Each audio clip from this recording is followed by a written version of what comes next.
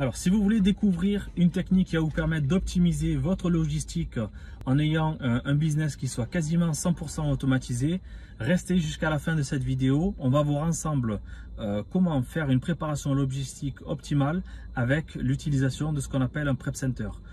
Donc, si vous ne l'avez pas encore fait, n'hésitez pas à vous abonner à la chaîne, cliquez sur les notifications pour recevoir les nouvelles vidéos et n'hésitez pas non plus à me laisser des commentaires pour vos questions. Je vais y répondre dès que possible. Donc, on se retrouve tout de suite après l'introduction. C'est parti.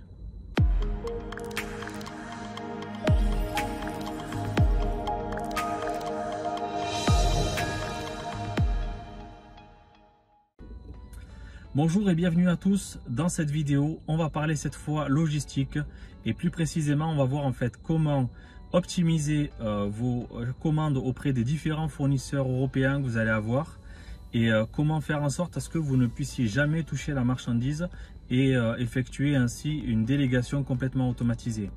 Donc le principe est simple, on va utiliser ce qu'on appelle un Prep Center. Qu'est-ce qu'un Prep Center? C'est un centre de préparation logistique auprès duquel on va faire une centralisation de toutes les commandes que vous aurez effectuées. Imaginons un scénario où vous achetez vos produits à Carrefour, à Auchan, ça peut être même auprès de fournisseurs dans le bricolage comme Mano Mano ou bien Leroy Merlin, peu importe. Donc on peut imaginer pas mal de situations où on a des e-commerçants qui vont nous envoyer la marchandise, mais au lieu d'envoyer la marchandise à la maison, ils vont pouvoir envoyer la marchandise auprès d'un Prep Center. Et en effectuant cette opération auprès de ce centre de préparation logistique, celui-ci aura donc un accès que vous allez donner via votre compte vendeur Amazon. Vous allez donner un accès, mais uniquement sur la partie logistique au centre de préparation, au Prep Center, et à l'issue duquel, lui, il va pouvoir effectuer les expéditions chez Amazon à votre place.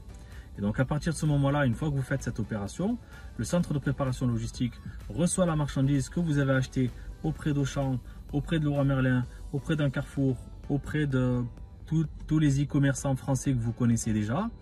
Et vous allez donc donner l'adresse directement donc, de ce Prep Center dans vos commandes. Et une fois que le centre de préparation logistique accueille toutes vos commandes, il va pouvoir mettre tous vos produits dans les cartons. Imaginez que vous prenez 50 produits auprès d'Auchan, 50 produits auprès de Carrefour par exemple, et vous fassiez un carton d'expédition groupé. Donc ce groupage, c'est le centre de préparation logistique qui va le faire, qui va donc aussi effectuer l'opération d'enlever les étiquettes d'origine sur lesquelles il y a le prix qu'on ne veut pas voir affiché. Donc on enlève les étiquettes où sont mentionnés les prix et on colle par-dessus les étiquettes qui vont aller chez Amazon. Donc ça, le centre de préparation logistique peut le faire dès lors qu'il possède un accès à votre compte vendeur, mais pas l'entièreté de votre compte vendeur, uniquement sur la partie logistique. Ça, c'est quelque chose qui est faisable et qu'on peut configurer via le compte vendeur Amazon. Donc le centre de préparation logistique va effectuer un certain nombre de tâches, comme l'inspection de vos produits, comme justement le fait d'apposer les étiquettes sur les produits, vérifier qu'il n'y a pas de casse, parce que parfois ça arrive. Il m'est déjà arrivé de recevoir de la marchandise auprès d'un Prep Center qui est arrivé cassé, et ce Prep Center du coup là a pu m'envoyer les photos. Donc j'ai pu transmettre auprès de mon fournisseur e-commerce le produit qui a été endommagé, et j'ai pu ainsi récupérer un remboursement sur le produit qui a été cassé sans que ce soit forcément une perte pour moi. Donc en plus, ça me permet de ne prendre quasiment aucun risque sur la marchandise que j'achète. Donc vous achetez chez des e-commerçants, vous faites envoyer votre marchandise auprès d'un Prep Center qui va réceptionner celle-ci et qui va vous permettre d'inspecter, d'étiqueter et de renvoyer la marchandise. Une fois que l'expédition elle est préparée par le Prep Center, du coup, ce qui va se passer, c'est que UPS va venir chercher le produit non pas chez vous, mais directement auprès de votre Prep Center. C'est d'acheter la marchandise dans des e-commerce européens, par exemple les e-commerce anglais comme Harrison Direct, comme Argos, peu importe. Et vous pouvez acheter votre marchandise auprès d'un Prep Center anglais qui lui va réceptionner la marchandise comme le ferait un Prep Center français et va expédier la marchandise dans les entrepôts Amazon France. D'accord? Donc ça, UPS aussi sait venir chercher la marchandise en Angleterre et vous envoyez la marchandise en France afin que les ventes se fassent pour la France. Vous avez le choix. Soit vous pouvez accueillir votre marchandise dans un pays étranger via ces Prep Centers là, par exemple en Angleterre, Ça marche aussi en Allemagne. En faisant venir donc notre marchandise depuis les e-commerce anglais vers le centre de préparation logistique anglais, le centre de préparation logistique va faire exactement le même travail que pourrait le faire le centre de logistique français, c'est-à-dire inspecter la marchandise, vérifier les quantités, apposer les étiquettes sur les produits et refermer le carton pour le renvoyer dans un entrepôt Amazon de notre choix. Si on a décidé d'envoyer la marchandise vers un entrepôt Amazon allemand, bien du coup on aura juste à décider d'envoyer la marchandise vers cet entrepôt-là. Si on décide que l'entrepôt de destination est un entrepôt Amazon France, il suffit simplement de l'indiquer au centre de préparation logistique afin qu'il puisse aller sélectionner l'entrepôt Amazon qui nous intéresse. En l'occurrence, ce serait la France. Donc on voit bien comment il est facile finalement d'importer un produit, peu importe l'origine du pays, que ce soit l'Allemagne, l'Angleterre, l'Espagne, l'Italie. On a toujours la possibilité d'aller acheter dans des e-commerce et faire jouer des prep centers. Alors attention, la difficulté que vous allez trouver, c'est de trouver un prep center dans chaque pays. Alors en Angleterre, il y en a à foison. En Allemagne, il y en a quelques-uns. En France, ça commence à se compliquer. Espagne et Italie, je ne suis pas sûr qu'il y ait des prep centers dits de ce nom. Donc il va falloir vérifier ce point-là.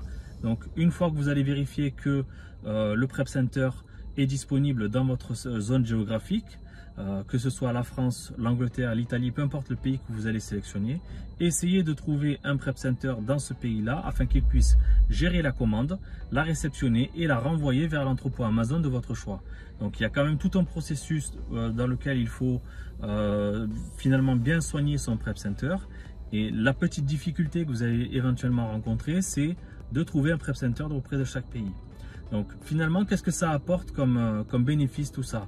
C'est le fait d'avoir une activité qui est quasiment déléguée à 100%, où vous avez juste à vous préoccuper du sourcing, c'est-à-dire d'acheter des produits de qualité en utilisant toujours les mêmes métriques, le classement des ventes, le KIPA pour la vélocité, la fréquence de vente du produit. Il faut que le produit se vende régulièrement. Donc on va consulter le KIPA pour pouvoir être sûr que le produit se vend régulièrement en France.